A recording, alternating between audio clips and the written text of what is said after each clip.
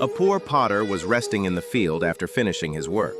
Suddenly, some city boys came and started laughing at him. The potter was upset and started crying. The next day, a parrot came and gave him a silver stone. The potter buried it in the ground. In the morning, he saw that a magic tree had grown there, from which hundreds of dairy milks were hanging.